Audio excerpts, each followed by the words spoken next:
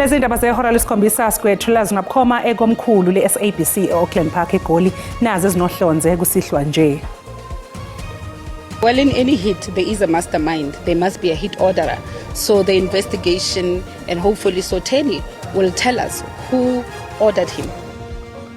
Selihlahliselwe umhlazi ngama-25 kule nyanga icala elibhekene noMathiphandile Sotheni nosolwa ngokuba ushaya sibhamu owabulala uMarius van der Merwe nowafakaza ngaphambi kwekhomishana kaMadlanga ngaphansi kwegama lika-Witness D. I've got no reason to lie about General Sibiya. So it is General Sibiya who's not being truthful? To put it in a respectful manner, say maybe he forgot. Iphoyisa usayitsheni Fani Nkosi ubuyele phambi kwekhomishana kaMadlanga namhlanje kulandela ukumiswa kobufakazi bakhe ngenyanga edlule ngenxa yokungeniswa kwakhe esibhedlela. I would imagine that there are many people who are incarcerated in our correctional facilities who in one way or the other are not happy. Ikomiti lasePhalamende liphenya nge-SAPS selisikhahlelile isicelo sombulali uThabo Bester nobefuna ukuvela ngaphambi kwaleli komiti ezokwethula ubufakazi. Ngikubingelele mbukeli ngikwamukele endabeni zehora lesikhombisa kusihlwa igama lami nguNoxolo Mamtshali wakwaMwali hlabanga nelimhlophe qwa sibonga ukukhuluma mbukeli sohlanganyele kanye nathi namhlanje kusihlwa.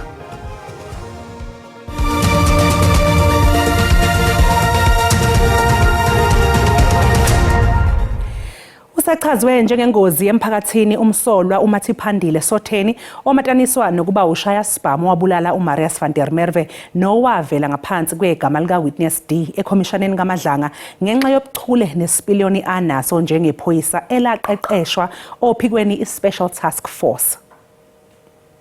Kube umunyu wodwa enkantolo yemantshi yaseBrakpan umndeni kaMarius van der Merwe ubhekene ukuqala ngqa nendoda esolwa ngokuba umbulali. uMathiphandile Sotheni uvele kafushane enkantolo kanti ke usolwa ngokuthi nguyena ushaya sibhamu owadubula wabulala uMarius van der Merwe nowavela ngaphansi kwegama lika-Witness D kwikhomishana kaMadlanga. The Citizen, Brakpan Herald. uSotheni washiya emsebenzini wakhe emaphoyiseni ophikweni lwe-Special Task Force ngonyaka wa-2019 waqala ukusebenza njengonogada womndeni odumile ose-Houghton. Amaphoyisa athi asola ukuthi uSotheni waqasha ukusoconga uMarius van der Merwe ngenxa yoqeqesho nesipiliyoni anaso ekusebenziseni isibhamu. Given the background of Sotheni, they knew that Sotheni would do a clean job. He would execute and eliminate Witness D on the spot because of his training, because of the training that our Special Task Force members receive. Amaphoyisa athi kungenzeka kuboshwe nabanye abasolwa kuleli cala. Well, in any hit, there is a mastermind. There must be a hit orderer. So the investigation and hopefully Sotheni will tell us who ordered him. uSotheni okukholakala ukuthi wasebenzisa i-AK47 ubhekene namacala ayisithupha okuhlanganisa nawo ukubulala. One charge is conspiracy to commit murder, another charge is premeditated murder, and the three other charges are attempted murder in respect of the two children and the wife. Icala lihlehlisela umhlazi ngama-25 kulenyanga lapho uSotheni kulindele ukuthi afake isicelo sebheyili.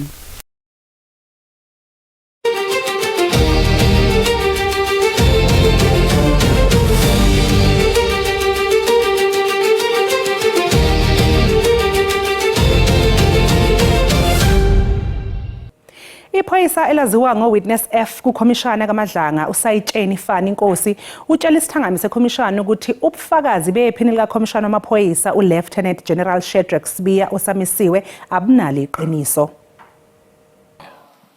Ubufakazi bukaSayitsheni Nkosi bebushayisana kakhulu nalokho okuyithulwa nguSibiya phambi kwalikhomishana njengoba waziqhelanisa nokuthi uNkosi uyena obemxhumanisa kakhulu nosomabhizinisi ogubuzelwe ngamacala uVusumuzi Cat Matlala. Says you were never in his office, you weren't working in his office. Is that true or false? That's false. How often have you been in his office? Many times, more than I can count. And when he says let's go back up a page, 1262. Commissioner Kumalo puts to you, on my arrival to General Sibiya's office, I delivered Mr. Matlala. Then General Sibiya said to me, and he says that never happened. So he says you never delivered Mr. Matlala to his office. Is that true or false? That's false. Ebufakazini bakhe utshele isangamo sekhomishana ukuthi ukuthunyelelwa kukaKhet Matlala incwadi eyayigunyaza ukuboshwa kukaMusa Khawula wakwenza ngokuyalelwa uSibiya. Is Lieutenant General Sibiya giving false evidence when he makes that denial on page 1300 and when he says on page 1298 that you were lying when he said that he told you to forward the warrant to Mr. Matlala? Maybe he forgot, but according to me, he did give me that instruction. Usayitsheni Fani Nkosi kulindeleke aqhubeke nobufakazi bakhe kusasa.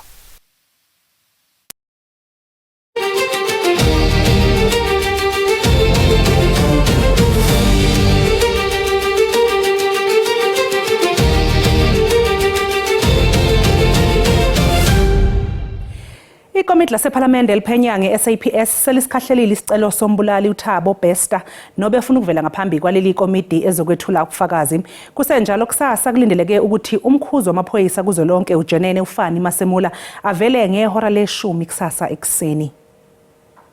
Chairperson, this is a very scanty letter because all the citizen is saying is that he wants to come and appear.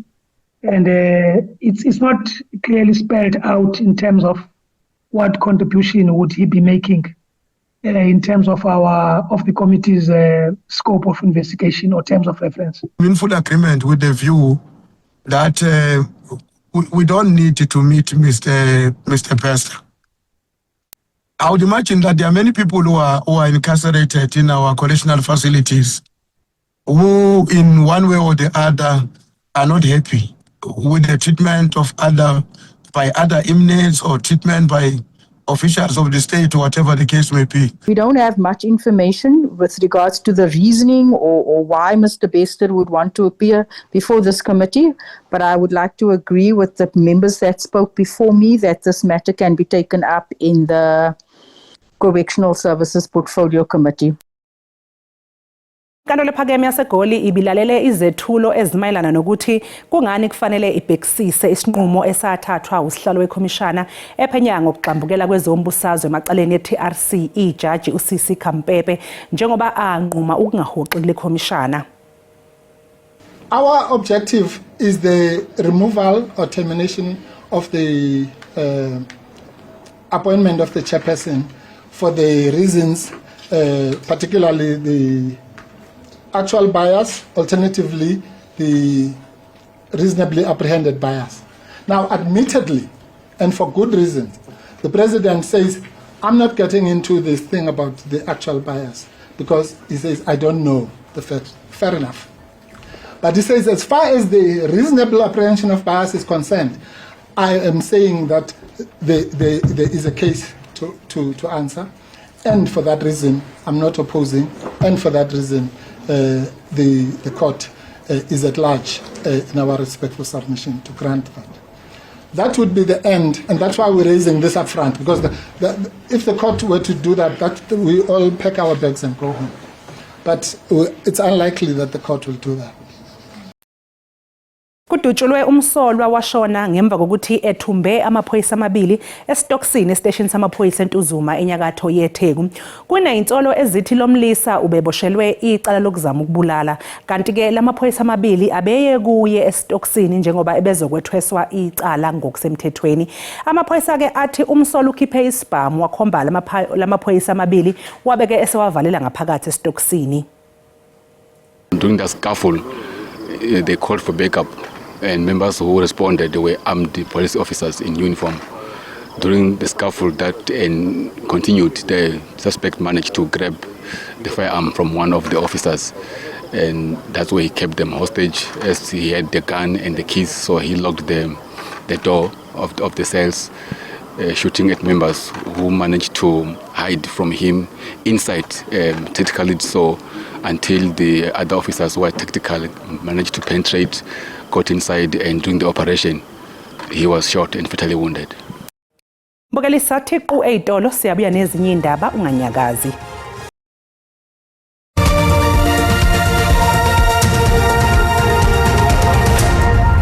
Sikubingela siphinde sikwamukele uma ngabe usanda kungena mbukela sikukhumbuzeke ukuthi lezi ndaba ziyatholakala ku-YouTube na ku-SABC Plus. Ungena kuze uyicinge ngamagama athi SABC izindaba na kanjani uzoyithola ngomnjalo bazo. Umengameli uCyril Ramaphosa usekhiphe umyalelo awubhekise ukuthi kufanele kuphuthunyiswe uhlelo lokulungiswa kwezitimela kanye nokwakhiwa kwezitimela ezihamba ngesivinini esiphezulu. uRamaphosa usho kanje ngesikhathi kubhungwa ngeindlela zokuthuthukisa umkhakha wezokuthutha engqungqutheleni ebibanjelwe eMidrand. Umengameli uCyril Ramaphosa ugcizelele ngokuthuthukiswa kwenqalazinda kaloliwe eNingizimu Afrika njengoba kuyiwona mgudu wezokuthutha ongambe qolo. Approximately 69% of all freight moves on road rather. This places immense pressure and strain on our road network and contributes to the damage of our roads and to poor road safety as well. uRamaphosa uthi ukusetshenziswa kwezitimela kufanele kube ngenye izindlela esetshenziswa kangcono ukuze kuncishiswe izinga eliphezulu lezingozi zomgwaqo. Together, these policies seek to re-establish rail as the backbone of our logistics network. For rail is much more efficient, it is also cheaper, and it is also safer and faster. Umele uphendule ngesicelo sikahulumeni sokwakhiwa kwesitimela esinesivinini esisuka eGoli siya eThekwini. 2 or 3 years ago, I spoke about a speed train between Johannesburg and Mosina, Johannesburg and Durban or eThekwini. People laughed this out of court. They said, it's a dream, it's impossible. Impi eqhubeka eMiddle East iphazamise imizila eminingi yolwandle kanye nokhwebelana emazweni omhlaba. Umengameli uRamaphosa unxuse ungqongqoshe wezokuthutha uBarbara Chris ukuthi aqinisekise ukuthi amachweba aseNingizimu Afrika akulungele ukwamukela imikhumbi evela emhlabeni wonke. Iqembu iDemocratic Alliance KwaZulu-Natal seliqalile ukuvivela ukhetho lohulumeni beyindawo olizayo. Ku-2021 iDA KwaZulu-Natal yaqhuba umkhankaso wokhetho okugxile komasipala abathile. Inhloso yeqembu kokuqinisa ukwesekwa kwayo nokuketula iANC neIFP. Imizamo yabo yaba nesithelo. Iqembu lanqoba umasipala walo wokuqala, umasipala waseMngeni. Amalungiselelo ayo okhetho lwasekhaya lwalonyaka ayaqhubeka. Nakulolu khetho iDA igxile komasipala ababalekile. Umasipala weTheku, Semsunduze Mgungundlovu, KwaDukuza eStenga, nomasipala waseMhlathuze eRichards Bay. The strategic municipalities that we're talking about for the DA, we believe in those municipalities will be the main player. And we can then determine who our partners are, and it gives us more muscle in turning the challenges of local government around. So that's why those are the strategic municipalities. Kusukela ngo-2011 baya ngokwanda omasipala ababuswa ngokubambisana. Okhethweni lasekhaya ledlule bekunemikhandla u-21 eKZN eyagcina kungekho qembu elanqoba. Emva kwalolu khetho iDA neIFP bangena esivumelwaneni sokuletha isidingo kubantu ngenhloso yokuletha uzinzo emkhandlwini engenalo iqembu elanqoba ngalodwa. Now, in some municipalities, it's worked perfectly.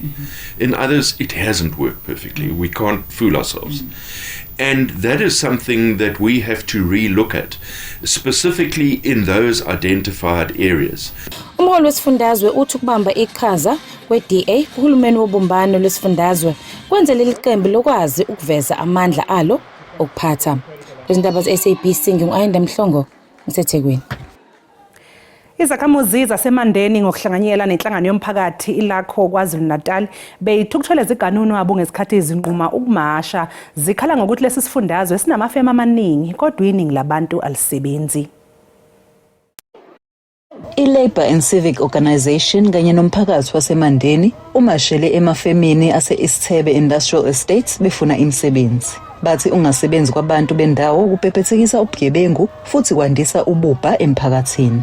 Le mash iza emva kokuthi umnyango ophathelene nezokuqashwa nezabasebenzi kanye nowezasekhaya yagasela kulamafemu ukuzohlola isimo abasebenzi abasebenza ngaphansi kwaso kanye nabasebenzi abangenazo izincwadi zokuba kuleli. Amalungu omphakathi athi kade ayefesa kule ndawo kodwa engaqashwa. Abanye abake basebenza kulamafemu bathi abasebenzi baholelwa imali engaphansi kakhulu kwenqunywe uhulumeni.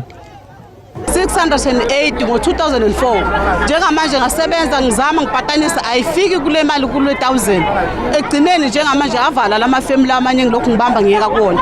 Thina nje vele nje umsebenzi esuthola bokuqala and for mina-ke ngikhulume welami iside mina sekuphele 6 years ngihlele ekhaya kade sengifeza la sithebe umsebenzi ngawutholi. Inhlangano yabasebenzi ithi amafemu amaningi kule ndawo aqashe abantu bakwamanye amazwe ezikhundleni zamakhono angadingeki kakhulu.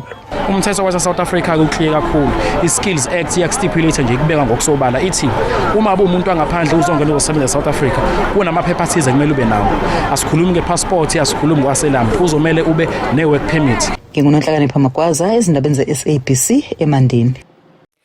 Izinyunyana zeyisebenzi zithi ayihambisani neze nesinqumo sokuvala iposi njengoba zexwayisa ngokuthi lokhu kungakhahlameza iy'nkulungwane zeyisebenzi eyisasele eposini.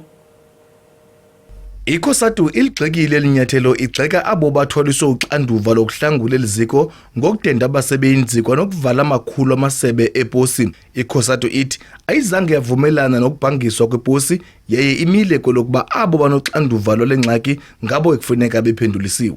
COSATU rejects in the strongest possible terms ludicrous proposals to liquidate the South African Post Office, SAPO. Umfelandawonye iSouth African Federation of Trade Unions ilumkisa ngelithi ukubhangiswa kweposi kungakhokela ekulahlekeni kwamawakhe emisebenzi esaseleyo eposini. The South African Federation of Trade Unions, SAFTU, notes with grave concern the growing calls from sections of government and business to liquidate the South African Post Office. I-Federation of Unions of South Africa ithi abembomzantsi Afrika bafanelwe zimpendulo emva kweminyaka engaphaya kweshumi yale ngxaki kunye nokumana ihlangulwa ngemali inkonzo yeposi. For more than 10 years, the Post Office has been in crisis. Despite repeated bailouts and the use of taxpayers' money to keep the entity afloat, the situation has now only worsened. Kwiveki epheleyo abo bajongene nohlangulo lweposi baxelele iParlamente ukuba umngcipheko wokubhangiswa kweposi usemi ngenyawo. Besithi bathenjiswa isixamali esifikela kwi-3.8 billion rand kwinyanga ezili-18 ezigqithileyo kodwa oko akude kwenzeke. Kwindaba ze-SABC ndingumkhokheli bandla ndiseParlamente. Lawo owake wacija iMamelodi Sundowns uRulani Mukwena uhlinzekwa ngosizo oluvela enxuseni lekuleli eAlgeria njengoba ekhalelwe amasongo kaSigonyela ngenxa yezinsolo zokuthi uphule imithetho yalo leliyazwe. Inxusa lakuleli lithi liyaxhumana noMukwena. Kubiwa ukuthi uMkwena umiswe yikhulu eyibhekele imingcele esikhumulweni seyindiza sase-Algiers ngezinsolo zokuthi ubezama ukuphuma nemali engadalulwanga. UMkwena oneminyaka ama-39 lolunye ubudala usanda kushiya iqembu lase-Algeria i-MC Alger ukuze ayoba umqeqeshi omusha we-Al Ittihad yaseLibya okugijima kuyo uThemnkosi Lorch nokungumdlali-ke obuye ezandleni zakhe uMkwena. Ukuqokwa kwakhe ileli qembu laseLibya kumenza-ke abe ngomunye wabaqeqeshi abahola kakhulu ezwenikazi Afrika. Mbukeli sathi iqu 8 kanti uma ngabe ke sibuya sobe sesikuphathela umhlahlo wesimo sezulu nesangoma sezulu umkhushulo Msimanga.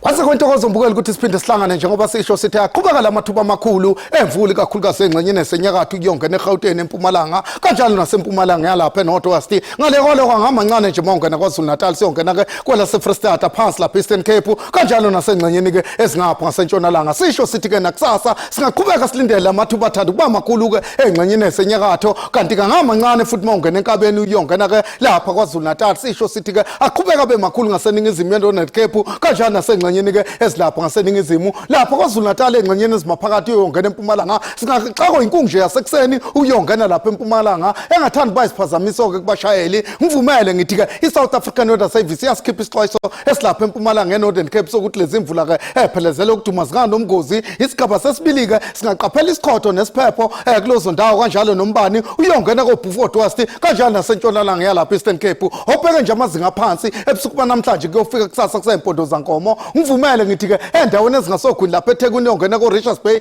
ngingathanda nje ukufudumala eliyongiphola mongena endaweni ezimaphakathi komnambiti kwelasa Freestata eqoqa iphutha dishaba eGauteng yongena ke lapha koStandard Hill Balfour libe phakathi lithi ukufudumala futhi eMessina phansi lapha eStern Cape ngingathanda nje ukuthi ke libe phakathi lifudumale kodwa koGqeberha ngisho ngithi lifudumale ngamandla mongena ke entshonalanga ngoKalvina uyongena lapha kwaPhindini lingathanda nje ukhahlisa ingubo obheke nje amazinga phezulu ngophapho enhlavelanga ngivumele ngithi ke kuyashisa ngokuphakathi lapha kwaZulu Natal komhlaba uyalingana koMangusa ngisho ngithi phansi lapha eStern Cape ngathanda ukhipha umkovetsheni endaweni ke ephakeme ngapha eStern Cape kuyashisa futhi lapha koVustile khipha umkovetsheni futhi ke mongena ikakhulukazi lapha kwaPhindini eGauteng nako North West lithande nje ukuba phakathi yongena eMpumalanga lithi ukufudumala futhi ke mongena koPolokwane mbukele ngivumele ngithi ke ngiyithethe indawo benu ubusuku obuhle.